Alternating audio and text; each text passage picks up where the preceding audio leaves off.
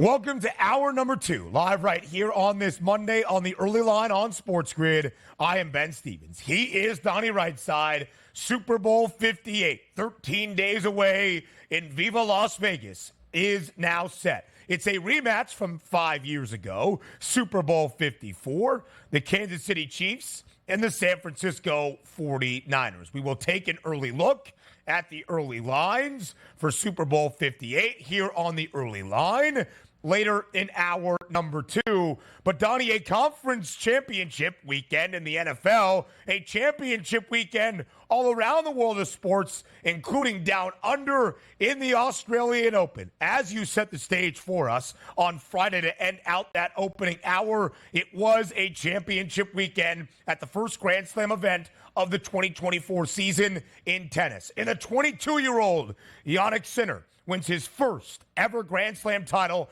coming back yesterday in the men's final from down 2-0 against Daniil Medvedev to claim his first Grand Slam win.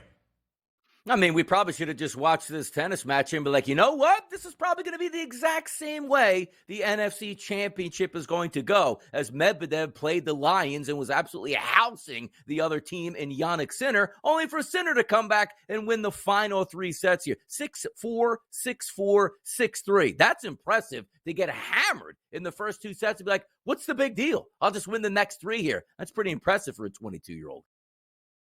Jannik Sinner, the Italian, had the third best price entering the Australian Open, a 6-1 number behind both Novak Djokovic and Carlos Alcaraz. Let's bring in that SportsGrid radio audience here to hour number 2. You're listening live on Sirius XM channel 159. All of our radio terrestrial affiliates now in the mix as well. I am Ben. He is Donnie. A championship weekend all around the sports landscape and in different parts of the world, here in the States, in the National Football League, down under in Australia at the 2024 Aussie Open, the first Grand Slam event of this tennis calendar. Meanwhile, Daniil Medvedev, now 1-5 in Grand Slam finals in his career. He is the first man to blow multiple 2-set leads in a finals, also in the 2022 Australian Open against Rafael Nadal. That information, our tennis guy behind the scenes, Joe Frizo. On the women's side, it was Aryna Sabalenka, her second consecutive Australian Open here in 2024. Second best price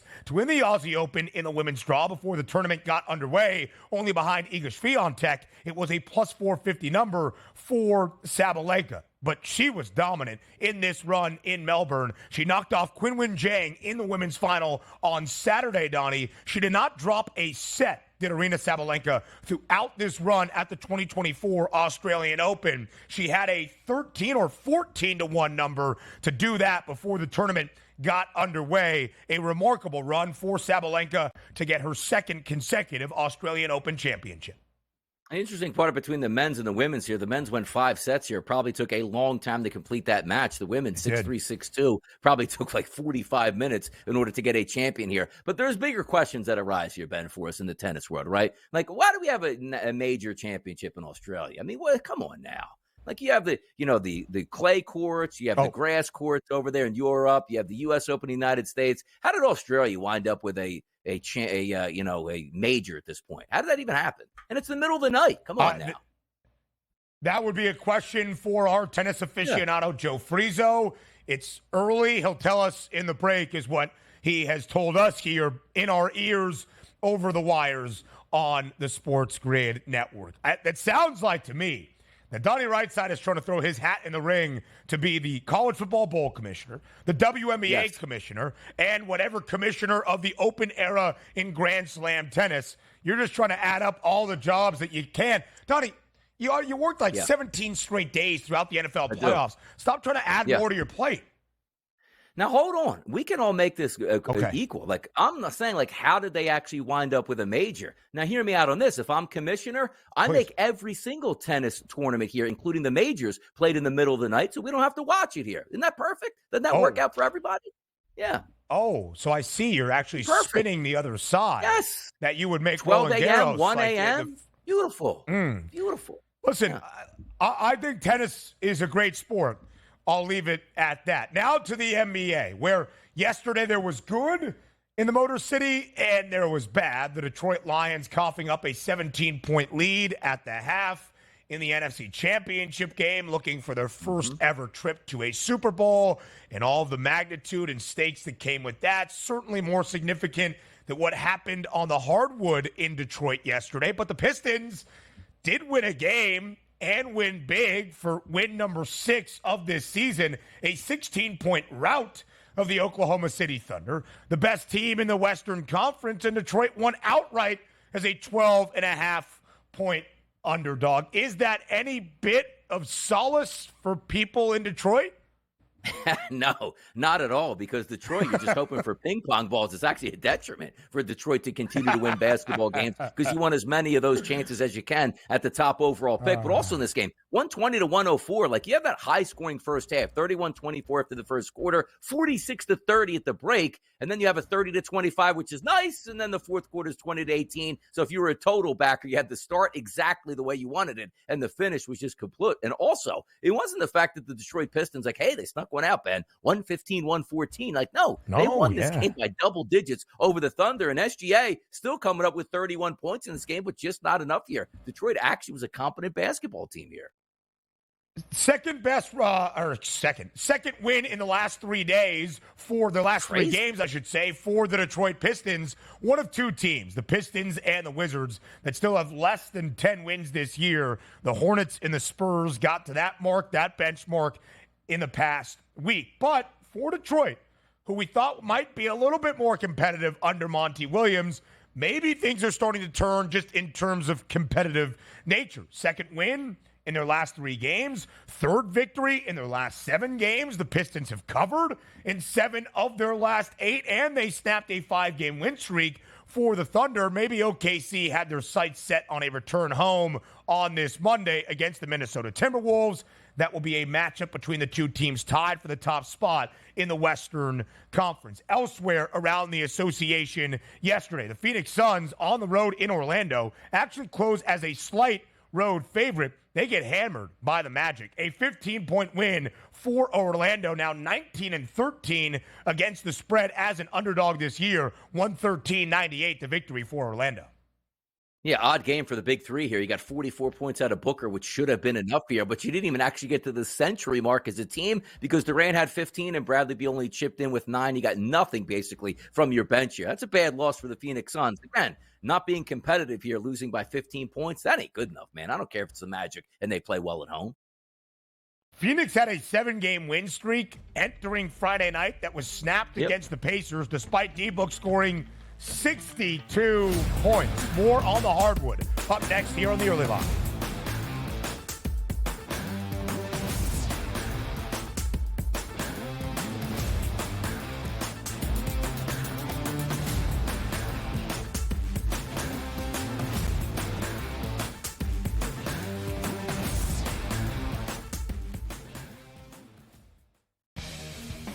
The Chargers have the 5th pick in the National Football League draft. There's a lot of different like roads that they could take with this pick. And for the record as well, there's a few sports books out there already that already have next year's Super Bowl numbers up. The Chargers are like 30-1. So there's a lot of work to do. Sports Rage Late Night, only on SportsGrid. Quarterback at quarterback. We're going to lay some juice. We're going to have some dog prices, and we're going to go right in the middle. Because I don't know what they're doing. To me, they're in a complete rebuild, Kev. Go run. That's where overbackers on this 51.5 shot. So right now, he's a little bit more over money, but it's hovering right around. The winner of this game will be the division favorite. I don't care if they win because all we care about is the money, baby, the money. Pro Football Today. It's smarter to be on SportsGrid. This will not end well in Milwaukee. They will flame out. There will be problems. And we will see what happens of who's the next domino to go. Does Giannis just sign an extension, ask out after a year? Do they move on from Dame? Or do they start blowing up some of the other guys, Brook Lopez, Bobby Portis, so on and so forth? It'll be worth watching. Betting above the rim, only on SportsGrid.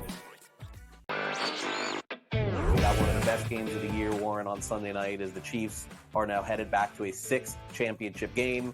An extremely fun, clean game, and then the hijinks ensue. And I thought it was just irresponsible for him to take that deep shot into the end zone. I talked a lot about it on X. I thought that they should have hit that underneath route to Diggs. He was wide open. It would have been easily a first down.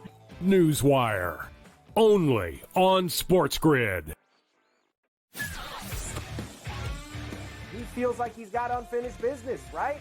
He won the national championship, did what he said he wanted to do, going back to Ann Arbor. And, he coached, I think, with the Raiders as an assistant, and then got the job with the Niners, and then went to title games, went to Super Bowls, lost to his brother, and I think you're right, unfinished business, go back, try to win a Super Bowl.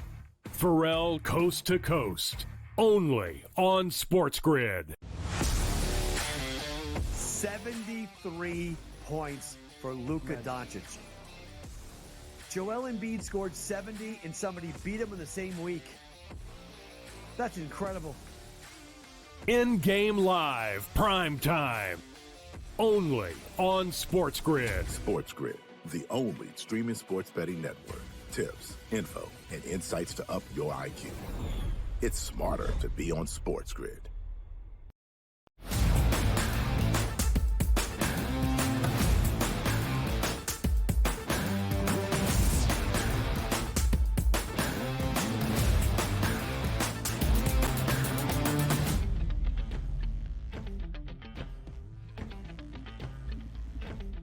Live right here on this Monday on the early line on SportsGrid. Again, later on in this second hour, we are going to take an early look at the early lines on the early line for Super Bowl 58. But that's 13 days away. There's a lot of time to get into the final football game of this year. And I don't mean to make things even sadder for us, but again, just to say it is the final football game of the year. So if you have an active vested interest in sports, you need to start turning your attention to the hardwood and basketball, both in the college ranks and around the association. 12 games in the NBA on this Monday night that we will detail and preview later on in this show. And now a recap of the weekend that was in college basketball. Yesterday, Donnie, was exactly 2 months from Selection Sunday in men's college hoops. 8 weeks away, a little bit less than that now, in college basketball. And both of the two top teams in the country in action on a Sunday before the conference championships even began. UConn at home. Oh boy, there were children watching this game yesterday where Connecticut absolutely routed Xavier. 99-56. The final in favor of Dan Hurley's Huskies. The number one team in the country looking like the number one team in the country. They have won every game since getting back to atop the AP top 25 2 weeks ago. In fact, UConn has won 8 straight. It should surprise nobody that Connecticut covered as an 11.5-point favorite, winning by 43 at home yesterday against the Musketeers. Yeah, take a look at the offensive side here for UConn. 59% from the field, which included 58% from three-point range and only 66% from... How about that? They scored 99 points here, Ben, but only made 6 free throws here for UConn, which shows you how dominant they were just in the open court game. And also, if you're going to play defense like holding your opponent to 34% from the field, which included 33% from three-point range, you're going to do some damage here. But I don't think anybody really anticipated a 99-56 final. But this is the team that we're lining up here for UConn that is looking on the hunt to be a back-to-back national champion, sitting at 18-2 and now 8-1 in conference play, and now getting their big guy healthy back for a couple games. He only plays 19 minutes in that game. We're talking about Klingon, 8 of 9 from the field for 18 points and chipped in with 8 rebounds here. This team is deep. This team is fun to watch, and this team also knows how to get it done in the biggest moments here. They'll be a player in March Madness. I don't think that's a surprise to anybody at this point. Donovan Klingon, who dealt with a foot injury early this year for UConn, made his return to the Huskies lineup just under 2 weeks ago. It was off the bench. Now he's back in the starting lineup. 18 points, 8 boards yesterday in limited amount of minutes because they didn't really need much out of Klingon. It was a day to empty out the bench for UConn, and they still won by 43. Tristan Newton made his return to Connecticut after being a part of the national championship team a season ago when there was some projection that he could be a draft pick in the association, and he has been great for Dan Hurley. 22 points, 4 triples yesterday for UConn. Again, when you look at what UConn has done, 8 straight victories. They have covered in 5 of the last 7. They have gone over in 5 of their last 7, a pregame total at 147 and a hook yesterday against Xavier. From the number 1 team in the land to the team ranked 2nd in the country, Purdue on the road in a very difficult place to win in Piscataway, New Jersey. Not in Jersey Mike's Arena, but in the RAC. And it was tight late in the second half against the Rutgers Scarlet Knights, but Purdue does pull away late, winning 68-60. Now, Rutgers does cover as a 10.5-point underdog, but Purdue now 8-2 in the Big Ten, Donnie. They have covered in 5 of the 8 wins, not yesterday, but the big guy you see there, Zach Edey, 26 points, 12 boards, for the Boilers on the road in that 8-point win. Yeah, it's still tough to get wins on the road here. And also, you take a look at Purdue, that does improve to 8-2 in conference play. Rutgers not having the season they had hoped, 10-9 overall, but a paltry 2-6 in conference play. But you still have to win these games. Like, you would talk about even the equated to the NBA, like OKC just rolling into Detroit, going like, yeah, this is going to be an easy victory, and not coming away with the W because you're not focused here. Good move there for the Purdue Boilermakers. You even take a look at Zach Edey, 9 of 12 here from the field, 8 of 13 only from the free throw line, but adds in those 12 boards. 26-12, the best player in college basketball, certainly coming up big in a lower scoring game. Hey, sometimes everything is going to work in your favor. They even shot 48% from the floor and still only finished with 68 points, which is really hard to do, but it's a win. It's a road win in conference play. You take that and keep moving on. What is going to be so fascinating, Purdue will be at home inside Mackey on Wednesday night against Northwestern. The Wildcats upset Purdue for one of their 2 Big Ten losses on the first night of Big Ten action back on the first Friday of December. That was the game in Evanston. But a week from yesterday, 6 days away, Sunday in Madison inside the Kohl Center, a game against Wisconsin that very well could dictate the outcome of the Big Ten this year. Purdue and Wisconsin will play each other twice. The Boilermakers will get their revenge late in the final week of the regular season back in West Lafayette. But Wisconsin is the best team in the Big Ten. Right now, a plus 230 price to win the conference. Purdue minus 280. They are the only 2 teams that have a number at 19 to 1 or less. Illinois, that third best number at plus 1,900. Very much a 2-team race right now in the Big Ten. Purdue, UConn, and Houston. 3 teams of the 7 in Division I men's college basketball that have 2 losses or less. In fact, 7 teams have less than 3 losses, all with 2. Purdue, UConn, Houston ranked at the top. And those 3 teams, Donnie, have the shortest prices to win a national championship. The Boilermakers, the national title favorites at 7-1. UConn and Houston tied for the second best number to win the national championship this year at 9-1.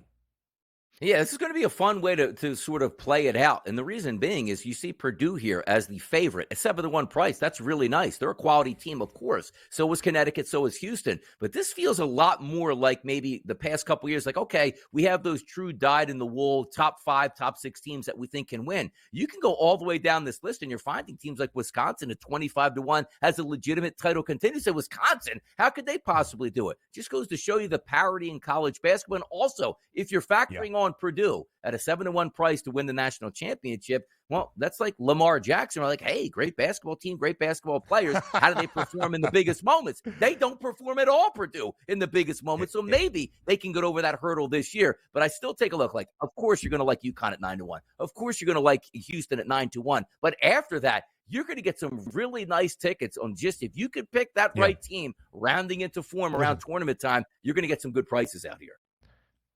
I don't know if I am a proponent, Donnie, of betting a Purdue number at 7-1 at this point because, yes, Purdue looks like the best team in college basketball. UConn and Houston not far behind. But that doesn't really matter until we see the draw in the bracket and hopefully Purdue does not have to play a 15 or 16 seed from the state of New Jersey. Then I would feel better about a 7-1 number on the Boilermakers. So those were some results from Sunday. Now we go to the Saturday slate. Top 25 tilt inside Hilton Coliseum. Hilton Magic big for Iowa State once again. Their 8th win over an AP top 10 foe in the last 10 years. That's the most in college basketball. Iowa State does beat Kansas 79-75. However, the Jayhawks do cover as a 4.5-point road underdog. Auburn had been perfect in the SEC to start. 2 straight losses on the road. And how about Providence? Welcoming back the native son, Ed Cooley, in his first game against the Friars since he departed to go to D.C. to become the head coach of Georgetown. The Hoyas do cover as a 10.5-point road underdog in a raucous environment inside Amica Mutual Pavilion in Providence, Rhode Island on Saturday. But the Friars, behind Devin Carter, one of the best players in college basketball, get an 84-76 win. Yeah, look, man, it's hard. Ben, we're going to keep saying this. It's hard to win on the road, which also included BYU at home in the Big 12, 84-72 over the Texas Longhorns as well. Away we go, baby. It's college basketball season. And now we'll hear from our coach, James Young, up next.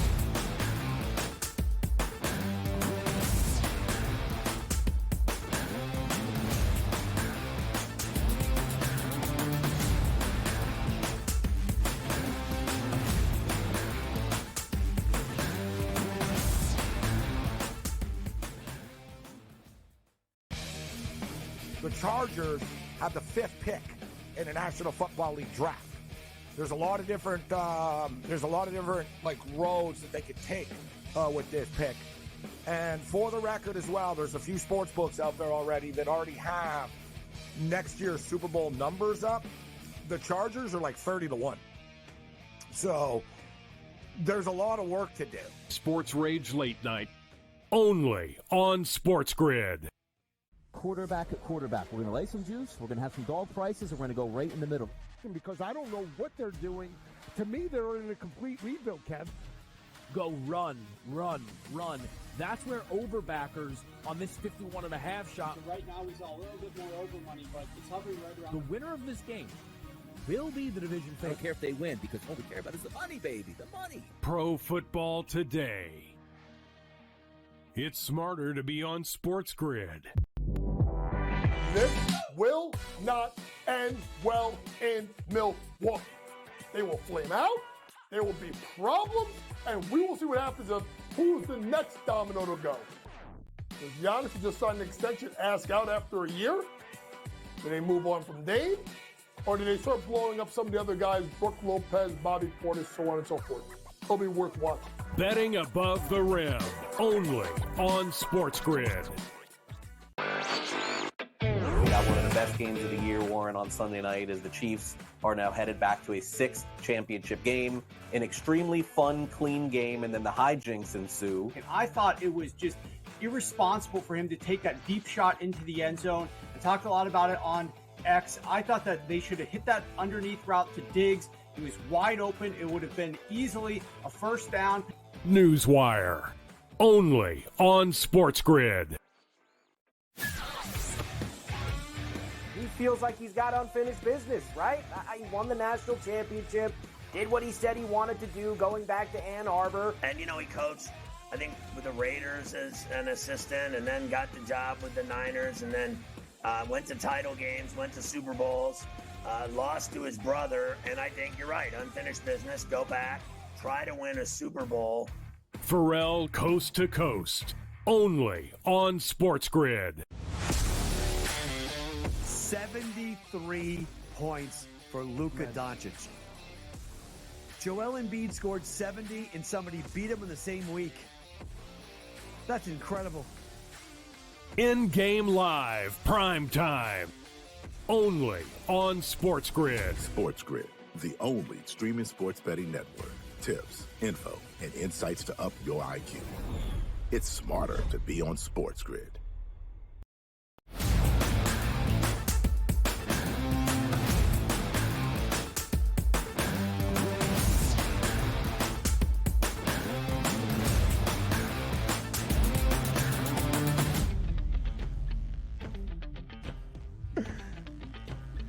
Live right here on this Monday on the early line on SportsGrid. I am Ben. He is Donnie, and I have said it again. There is one more football game in the 2023 NFL season. It is a Super Bowl Sunday in just 13 days out in Las Vegas. You need basketball. Whether you want it or not, you need basketball. So let our coach, James Young, JY, get you set with everything you need to know around the association. And JY, Donnie and I have been telling the people the last few weeks that just because you might be tuning into basketball more and more here over the next couple of days, it's not the beginning of the year. We're already past the midway point. Teams have played 44, 45, 46, 47 games at this stage of the NBA season in 82 regular season games. Now is the time to dive right in. Oh, it certainly is. I mean, we only got one football game left, and it's basketball season. And it's great part of the year with teams starting to make moves, teams not playing well, trade deadline a couple of weeks, some big injuries in the NBA. So we got a lot to discuss when it comes down to NBA basketball. Donnie's fired up for that trade deadline. A week from Thursday, 10 days away, live on Pro Football Today. James Young coming on with the trade deadline tracker, even out in Las Vegas. All right, now let's go back to the weekend that was. JY, a huge Saturday night slate in the NBA, a part of Rivals Week.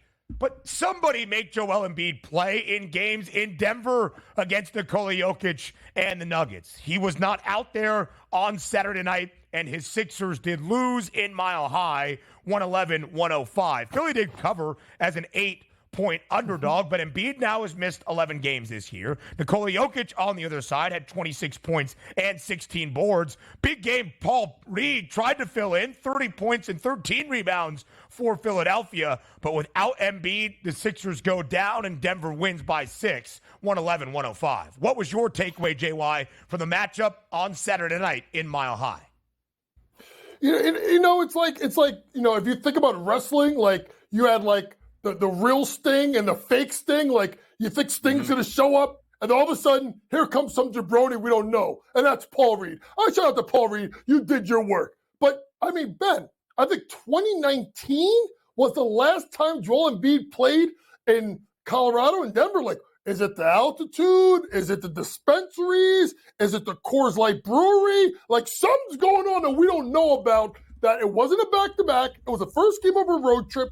It made sense for him to go play, but honestly enough, he doesn't play, and now you see his MVP odds shift because of it, because we're getting to that point, folks. It's the 65 thing is going to come up every single time he misses a game.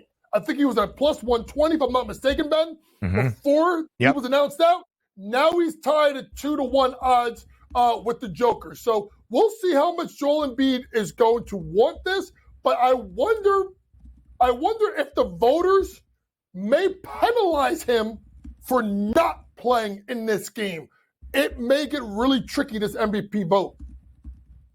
I think it will, too, as well, JY. By the way, also, Michael Malone, I always like that where you sort of twist that needle at the end of the game. Like, hey, I think the NBA needs to investigate this on Joel Embiid being probable, not playing, and not showing up. And so they need to check into this. And I do think it's kind of funny, that gamesmanship that goes along with it. But you're right. Now you see a 2-1 price here on Embiid and a 2-1 price with Jokic. Let me ask you this question, though. Is this the last season that we see this 65-game, moniker put in? Because the one thing also, Coach, that we don't talk about a lot is 65 games. If you don't make 65 games, forget about the MVP, but like for first team, second team, and third team honors, which we know these mega contracts are tied to here. It's not going anywhere because this is all about ratings and this is all about the TV money that's coming in, and this is about the networks being upset. And I think this is why the network's going to be upset.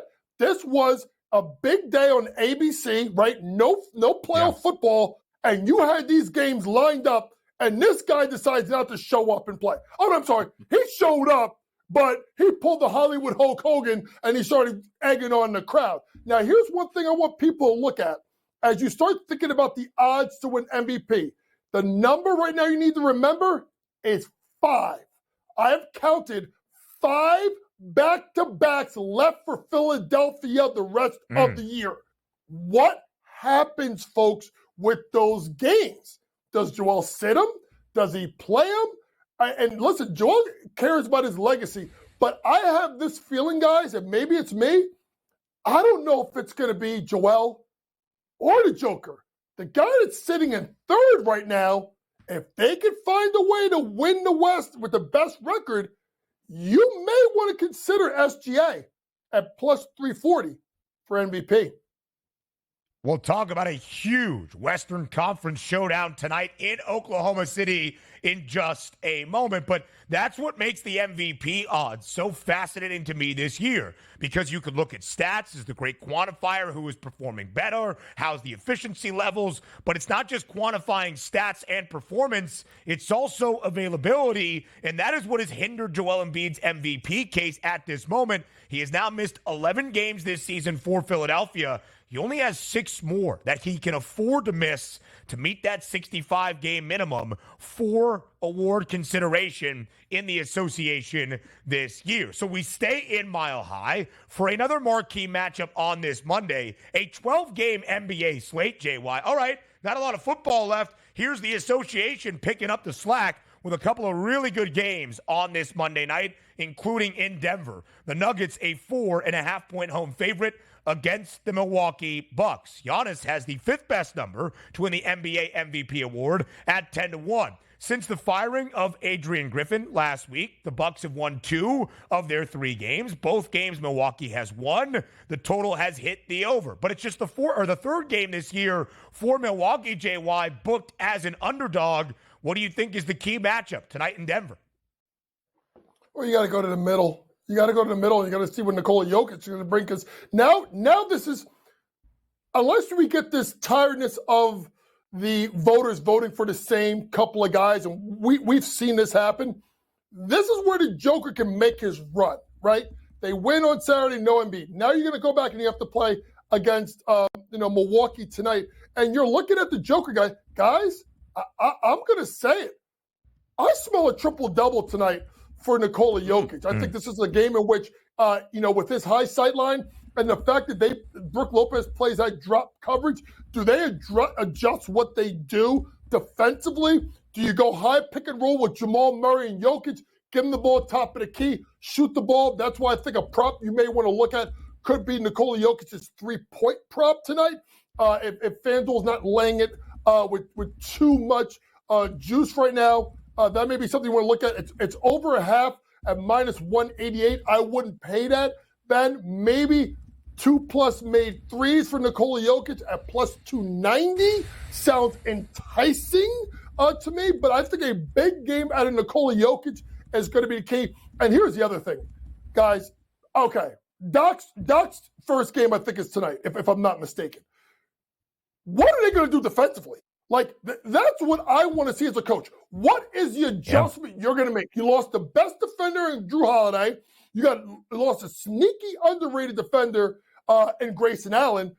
Dame Lillard is not that guy defensively. So if you want to look points, maybe look to someone like Jamal Murray, because you've seen over the course of the year, Lillard has struggled with strong scoring guards, Brunson, Halliburton, so on and so forth. What do? Did they put KCP on him? Did they bring Andre Jackson, the rookie out of UConn, off the bench? I think Jamal Murray could be the guy that could go off for Denver scoring-wise. Coach, let's take a look at a Western Conference tilt coming up here. The Timberwolves and the Thunder tonight. A terrible loss for the Thunder, dropping a game to a 5-win Detroit Pistons basketball team. But they are favored tonight at a minus 2.5 here at the FanDuel Sportsbook and a total of 224. Are we bouncing back for OKC tonight, Coach? Well, if you think about it, Donnie, Minnesota also had, if I'm not mistaken, a rough loss over the weekend, losing by 1 to San Antonio. So both of these teams who are at the top of the Western Conference, this is a big matchup for both of them. To me, when I think about this game, I think about how much of an edge does Rudy Gobert give them inside. He's been playing really good basketball this year. I think, honestly, this sounds crazy. OKC, right? Minnesota. Guys, I think under. I think this game is going to be a knockdown, drag-out fight. I think the 1 seed means as much to these two teams because they're young and hungry. 224 in the NBA, guys, sounds a little light. But I think with Minnesota being the best defensive team in the league, I think this game actually goes under. Two best records in the West, 32-14 for both the Thunder and the T-Wolves. OKC as a favorite this year, 20-10 against the spread. The Timberwolves as a dog, 6-5 against the number. Right behind both of those two teams, the LA Clippers, now the hottest team in the Western Conference. They've won 5 straight. Under a minute here, JY. The Clips on the road in Cleveland against the Cavs. LA booked as a 3-point road favorite. Do they make it 6 straight tonight in the land? Did you see what they did to the Celtics? I mean, our guy John James is still crying over that beatdown they gave him over the weekend. I'm going to say this, folks. Ready? Kevin Walsh is going to be mad. Kevin, I don't care. The Clippers are the most dangerous team in the West. They're going to win the Western Conference provided they play healthy. And I actually think, for the money, the Clippers could win the NBA championship. That's going to hurt We'll have to alert Kevin Walsh because he's not awake right now, despite you calling him out. A 3-1 number for the Clippers. They are over $1 behind the reigning NBA champion Denver Nuggets at plus 180. A fadeaway to the break. The early line for Super Bowl 58 next.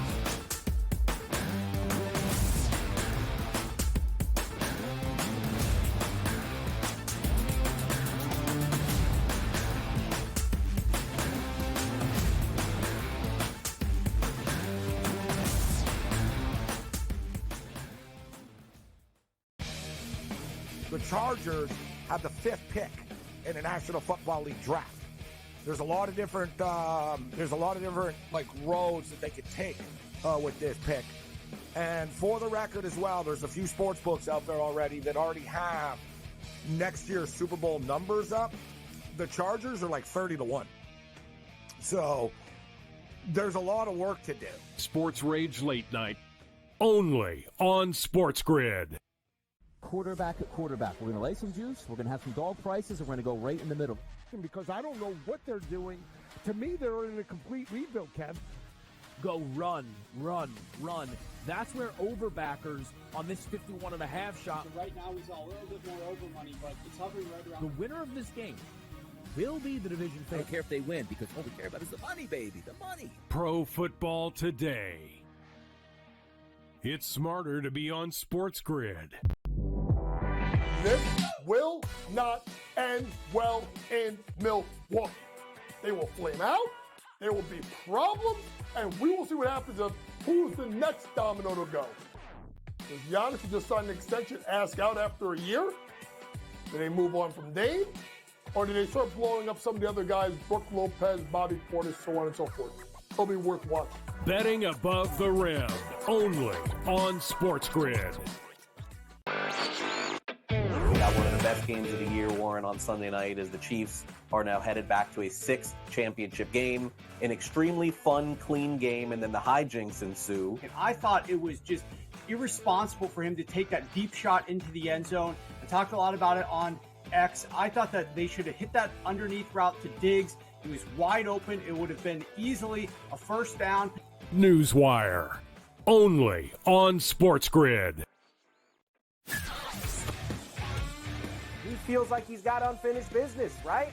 He won the national championship, did what he said he wanted to do going back to Ann Arbor. And, he coached, I think, with the Raiders as an assistant and then got the job with the Niners and then went to title games, went to Super Bowls, lost to his brother. And I think you're right, unfinished business, go back, try to win a Super Bowl.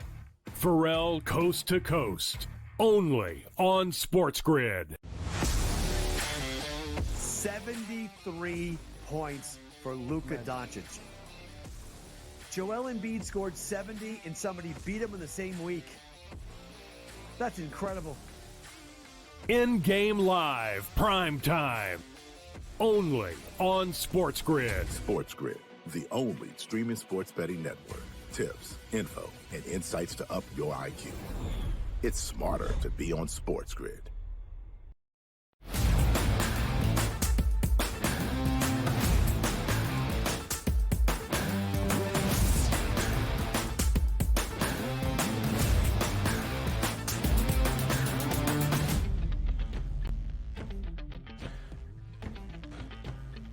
We are 13 days away from Super Bowl Sunday in Las Vegas. It is Super Bowl 58, a rematch 5 years in the making from Super Bowl 54. It's the San Francisco 49ers and the Kansas City Chiefs. DRS in Super Bowl 54, the game was in Miami. KC was booked as a 1.5 favorite. The over-under stood at 53 points. KC was down about midway through the third quarter, 20-10, before they rallied all the way to win 31-20. It was the first Super Bowl championship for the Chiefs in more than 50 years. It was the first Lombardi Trophy for Kansas City on the start of this dynastic run. And from that point, they've appeared in the Super Bowl 3 more times. They have one more Lombardi Trophy, and they are looking to be the first back-to-back Super Bowl champions since the New England Patriots in 2004 and 2005. Now we dive in to the numbers, because before the conference championships got underway, Donnie, San Francisco was a projected 3-point favorite in a potential Super Bowl 54 rematch. Now the line is only 1.5 in favor of the 49ers. Why already have we seen this early movement for Super Bowl Sunday 13 days away? Because we've already seen the narrative play out right in front of our eyes. Hey, going on the road. Patrick Mahomes getting points in Buffalo. Can't pass that up. Hey, look at that. Close win for Kansas City. Yeah, because they have Patrick Mahomes. Then fast forward to the AFC Championship game, who, quite frankly, the best team in the NFL was the Baltimore Ravens in their own building that haven't been traveling around to other time zones for the past 6 weeks. Wait a second. Getting 4.5 points, that's Patrick Mahomes. I don't care who's playing. Just give me Patrick Mahomes. Another winner. Fast forward to Super Bowl 58. Take a look at this. The Kansas City Chiefs getting points. I don't care who they're playing. It's Patrick Mahomes. Give me the Chiefs. Probably going to work out in the same direction. That's why it's down from that 2.5 to 3s at the opening bell down to 1.5, because everybody on the same wavelength going like, let me get this straight. They always win. And you're getting them points? I'll take that. Late in the NFC Championship game against between the 49ers and the Lions last night, when the line opened up for potential Super Bowl matchups, it was at 1.5 in favor of San Francisco. Quickly skied back up to 2.5 or 3, now back down to only a 1.5 in favor of the 49ers. It is a minus 118 number on the money line. The over-under is 47.5. We said it in the AFC Championship game. We said it before the divisional round in Western New York. Now 12 times with Patrick Mahomes as the starting quarterback for an individual game have the Chiefs been booked as the underdog side. They are 10-1-1 against the spread, but we're talking 18 cents of difference here on the money line at this moment. They are 9-3 straight up. The Chiefs are the best underdog team in the last 6 seasons in the NFL. Frankly, they've been the best team in the National Football League in the last 6 years, with their 4th Super Bowl appearance in that span, their 4th in the last 5 years. Narrative's a part of this, Donnie, as we start to build the case for Super Bowl 58 in Las Vegas. The 49ers are an iconic brand in the NFC in the history of the NFL. A Super Bowl championship in 1994. In the 3 decades since that point, the Niners have now been to the NFC Championship game 8 times, including this season, into a Super Bowl only 3 times. And they have not won a Lombardi Trophy since 1994. Now, an iconic franchise, but they have failed on the biggest stage the last few times they have been there, including in Super Bowl 54. I ask you this, Donnie. There is the narrative of backing Patrick Mahomes, and how could you fade Mahomes and KC at this moment? But just from the numbers perspective, at this point, do you believe the right side is favored? I do believe the right side is favored. The 49ers are a better football team overall than the Kansas City Chiefs. But at the same time, if you want to equate it to baseball, it's like, hey, the 8 fielders behind me aren't very good, but I'm the single best pitcher in the history of the sport. I'll just go 9 innings, and if we score 1 run, we win the baseball game. That's sort of the feeling that I have with Kansas City. Because you take it back to the last time they played the 49ers in the Super Bowl, right? Double-digit lead. Doesn't matter. I got Patrick Mahomes. 4th quarter, I'll turn it on, and he did. Last year, by a wide margin, the Philadelphia Eagles are the most talented team in football and had the Chiefs down double digits. But it didn't matter, Ben. Why? Because Patrick Mahomes was the quarterback on the opposite team who couldn't even run around with a high ankle sprain, but is shooting 30-yard dots right down the field at the end of the football game as if he was shot out of a cannon like Usain Bolt. He just does Superman things here. So again, we're going to wind up in this situation. I go, okay, you can run the football against Kansas City. Hey, did you just take a look at the previous week with the Baltimore Ravens? Yeah, for some reason they didn't feel like running the football. So hey, Kyle Shanahan, you have the best running back in football going up against the Chiefs team you can run on. Give McCaffrey 25 carries and live with it. Let's not see shotguns with backup running backs in the football game repeatedly here. But then again, Andy Reid is a wonderful coach. It's 2 weeks to prepare. His team doesn't have the weapons, and it doesn't matter because they have Mahomes. 91.5 is the rushing yards prop that is already available, by the way, for Christian McCaffrey. For Patrick Mahomes, 262.5 is his number. 247 and a hook is the number for Brock Purdy. Donnie, as we look at these two teams, they became co-favorites to win the Super Bowl following week 3 of this NFL regular season. They really stayed up, but then KC started to struggle a little bit. We gave the Chiefs the benefit of the doubt that the offense would find its response. Really, through the regular season, that did not happen. They have been good here in the postseason. The defense has really led the way all year long under Steve Spagnuolo for the Chiefs in 2023. Different this year than the previous 5 years or the previous 3 Super Bowl appearances. San Francisco started to pull away, Donnie, really as their own level of a Super Bowl favorite following week 13, week 14 of this NFL season. Entering the playoffs, it was a plus 175 number for San Francisco to win Super Bowl 58. The Chiefs were closer to a 7-1 or 9-1 price, even a 7-1 number entering the division round, having to go on the road to Buffalo. That's where these teams stand. Again, KC as an underdog, like they were last year in Super Bowl 57, getting 1.5, 2 points was that closing consensus number. They won outright. San Francisco has now played 19 games. They have been booked as the favorites in all 19. But only 6 times with Brock Purdy as the starting quarterback have the Niners laid less than a touchdown. That's a pretty remarkable thing for a 49ers team entering this Super Bowl matchup in Las Vegas in 13 days.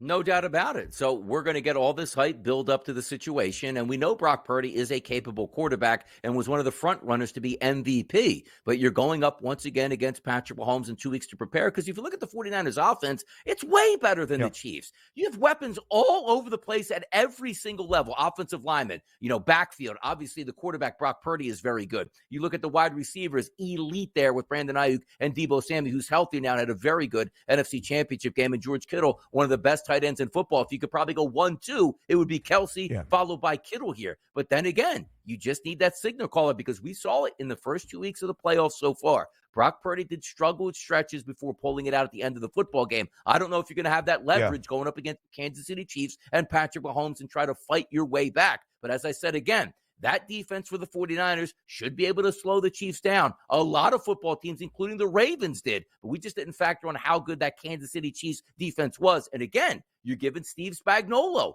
2 weeks to prepare for that offense of Kyle Shanahan. We'll see how it gets down. But right now, if you say, Donnie, you're betting the Super Bowl, who's it going to be? It's supposed to be the 49ers. But again, just getting over that hurdle by going, Donnie, take whatever you watch on film and throw it out the window. It doesn't matter that the 49ers are a superior football team. You watch it time and time again. Just give yourself a chance with Patrick Mahomes and let the dice fall where they may. And that's what's going to happen in this one.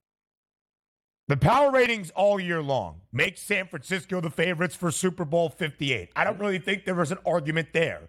But when you look at the postseason runs for both of these teams up until this point, San Francisco exposed some vulnerabilities for them defensively throughout their 2 games here in the playoffs. The Green Bay Packers had a halftime lead against San Francisco. They had a fourth quarter lead against San Francisco. Of course, the Lions were up by 17 points entering the halftime break.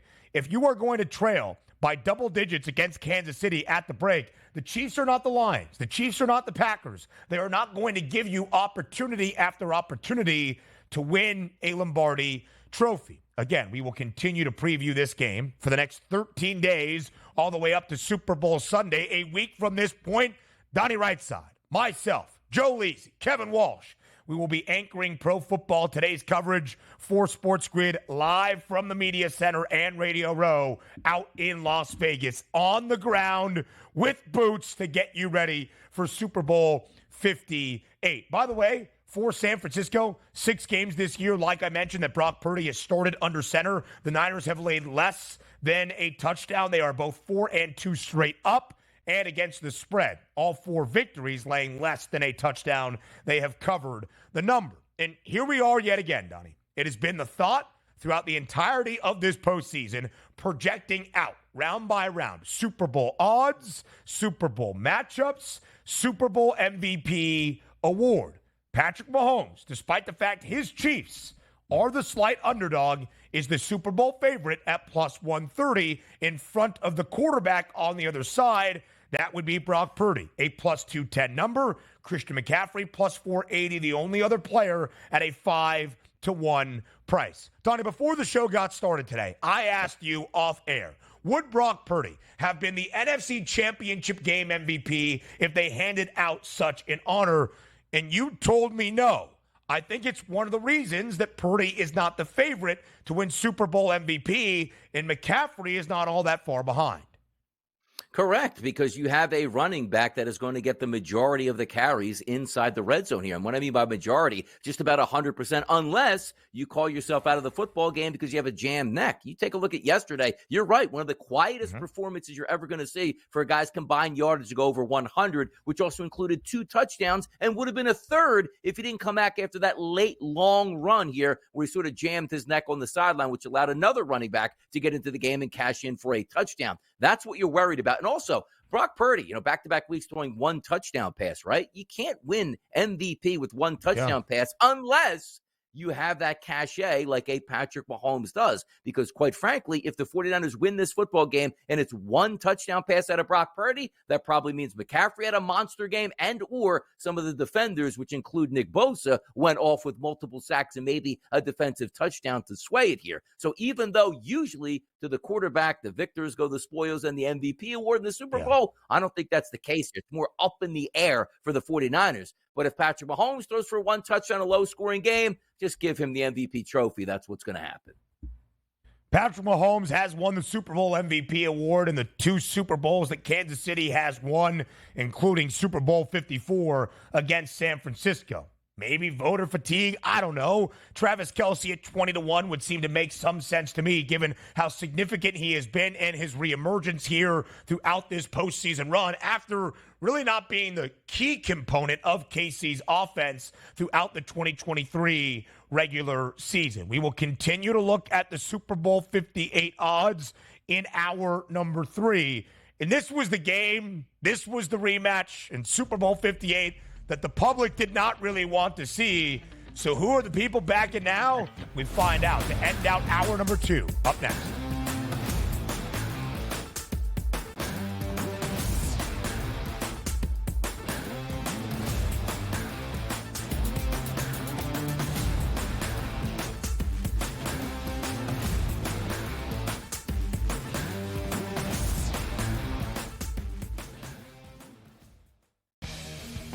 The Chargers have the 5th pick in the National Football League draft. There's a lot of different like roads that they could take with this pick. And for the record as well, there's a few sports books out there already that already have next year's Super Bowl numbers up. The Chargers are like 30-1. So there's a lot of work to do. Sports Rage Late Night, only on SportsGrid. Quarterback at quarterback. We're going to lay some juice. We're going to have some dog prices, and we're going to go right in the middle. Because I don't know what they're doing. To me, they're in a complete rebuild, Kev. Go run, run, run. That's where overbackers on this 51.5 shot. So right now, he's a little bit more over money, but it's hovering right around. The winner of this game will be the division favorite. I don't care if they win, because all we care about is the money, baby, the money. Pro Football Today. It's smarter to be on SportsGrid. This will not end well in Milwaukee. They will flame out. There will be problems, and we will see what happens of who's the next domino to go. Does Giannis, who just signed an extension, ask out after a year? Do they move on from Dame? Or do they start blowing up some of the other guys, Brook Lopez, Bobby Portis, so on and so forth? It'll be worth watching. Betting above the rim, only on SportsGrid. We got one of the best games of the year, Warren, on Sunday night as the Chiefs are now headed back to a sixth championship game. An extremely fun, clean game, and then the hijinks ensue. I thought it was just irresponsible for him to take that deep shot into the end zone. I talked a lot about it on X. I thought that they should have hit that underneath route to Diggs. He was wide open. It would have been easily a first down. Newswire, only on SportsGrid. He feels like he's got unfinished business, right? He won the national championship, did what he said he wanted to do going back to Ann Arbor. And, he coached, I think, with the Raiders as an assistant and then got the job with the Niners and then went to title games, went to Super Bowls, lost to his brother. And I think you're right, unfinished business, go back, try to win a Super Bowl. Pharrell Coast to Coast, only on SportsGrid. 73 points for Luka Doncic. Joel Embiid scored 70 and somebody beat him in the same week. That's incredible. In-game live, prime time, only on SportsGrid. SportsGrid, the only streaming sports betting network. Tips, info, and insights to up your IQ. It's smarter to be on SportsGrid.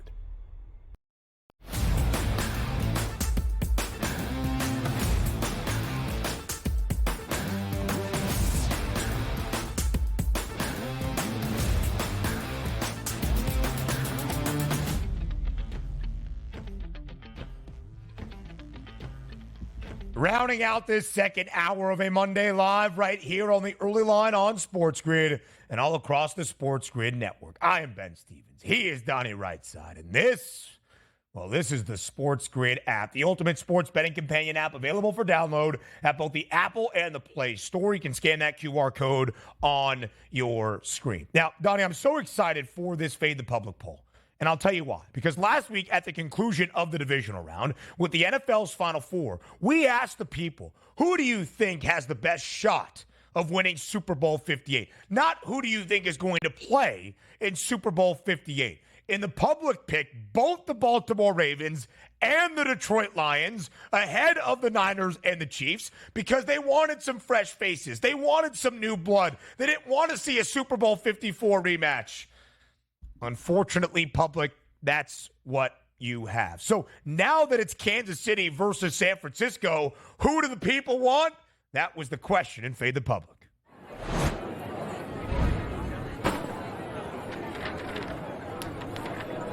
Who will win Super Bowl 58 at SportsGrid TV on Twitter? And I don't really know, but I guess it's who will win. And the public going with the dog. The Chiefs have more than 65% of the vote. The Niners less than 35% at this moment. Donnie, are you fading the public? I'm not fading the public. I picked the Chiefs here, so I'm part of the 65% right now through a couple hundred votes early on this Monday with about 2 weeks to go before Super Bowl Sunday, because what has shown us that the Kansas City Chiefs can't win on the biggest stage? Absolutely nothing. This was the year that, Mahomes doesn't even know what he's going to get himself into going on the road, just knocking off the two best teams in the AFC above them in the Buffalo Bills and the Baltimore Ravens. So my question to the public is, why are we all not just taking the Chiefs blindly here, Ben? The last 10 Super Bowls, Donnie, the underdog has won outright 6 times. Only once in the last 10 Super Bowls has a spread come to fruition. That was Super Bowl 56. We will look at what it means for Super Bowl 58 when Hour 3 starts in 55 seconds.